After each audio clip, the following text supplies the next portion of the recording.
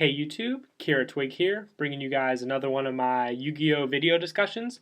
Today we'll be talking about cards to watch out for with the upcoming release of Primal Origins. This is a pack that a lot of people have been waiting for, and one of the reasons why is because we will be getting a lot more support for old decks in the Yu-Gi-Oh! Series, including Scraps, Gustos, Madolches, and Gladiator Beasts, plus a bunch of other things. In today's video, I'm going to cover 4 of these decks that we'll be getting more support for, and why I think you should watch out for these cards, maybe pick up a couple before Primal Origins is released. So we'll go ahead and get started. The first deck I have on the list is Scraps. Scraps first really got started in the Duelist Revolution pack. The biggest card was Scrap Dragon, which has since then been reprinted as a super in the tin. But 2 other cards that I have here that you can see to watch out for are Scrapyard and Scrap Chimera. Both of these cards were super rare in the Duelist Revolution, and they really made the deck Scraps. Both 2 viable cards to run in the deck, so I really recommend picking up as many of these cards as you can, because it's going to be a hot want for everyone who wants to build scrap decks with the new Scrap Factory coming out in Primal Origins. It's the field spell that makes the deck a lot more playable.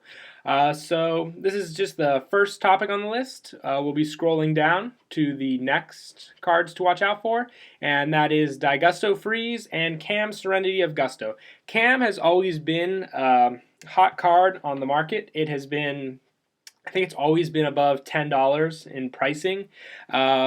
With Pirika, Lineage of Gusto coming out, I mentioned her in a previous video of mine. It gives Gusto decks a lot more support, a lot more different play styles, including easier ways to get out the synchro monster that you see here, Daigusto Freeze.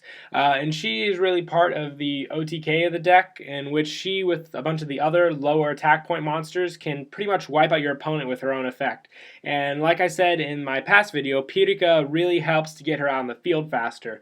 So these are 2 cards you're really going to want to watch out for, basically because Freeze makes the deck, and Cam is the draw power of the deck.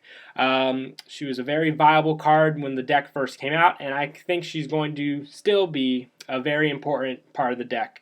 Pretty much shuffle 2 cards back that are Gusto monsters to draw 1. So definitely try and pick up as many of these 2 cards as you can as well before Primal comes out. I don't know what rarity Pirika is or any of the cards listed here, but I can guarantee that they will be hot topic cards after the set is released. Next on the list, we have probably one of the most popular decks I have in this discussion, and that is Madolche's.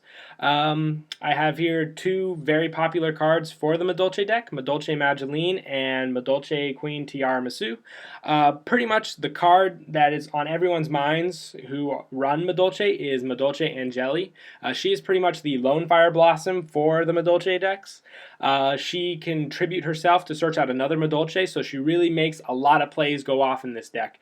I hear people at my locals say, hey, she's so good, she's going to be secret rare, and she really has that effect that I can believe she will be that expensive.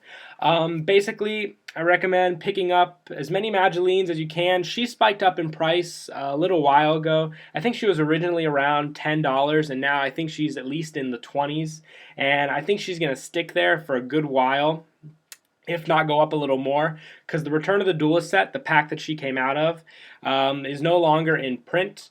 So until we get a reprint of her, which I don't think will be for a little while at least, this is definitely a hot card to pick up. People will need it for the deck, that's a guarantee. The other card I have listed here, Madolche Queen Tiara Masu, is another card of that example. She makes the deck go off with her shuffle effect. Very easy to get out in this deck. I know every time I play against Madolches, I fear when my opponent is about to make her. My opponent gets off a bunch of plays, and then I see, okay, here comes the Queen Tiara Masu play. I have to figure out to stop it. And Angeli is just going to make that play a lot more quicker with this deck. So definitely want to recommend picking up these 2 cards as well, as quickly as you can. And the last card I have on the list, Gladiator Beasts. Gladiator Beasts are already a hot deck. They've been seeing a lot of play, especially with 3 Tenki now once again. Just recommend, because with Gladiator Beast Augustal also out in the deck, he's not the most talked about card, but I can see potential for the card to be play. So Gladiator beasts have also picked up a lot of high rarity cards, including secret bestiaries, secret lacaries, gold rare Gazaruses, all the works. People who want to look into the deck will probably become interested in it also after Primal, seeing these new cards, and maybe just think of new different plays they can do with the deck. So definitely recommend picking up a couple Glad Beasts as well.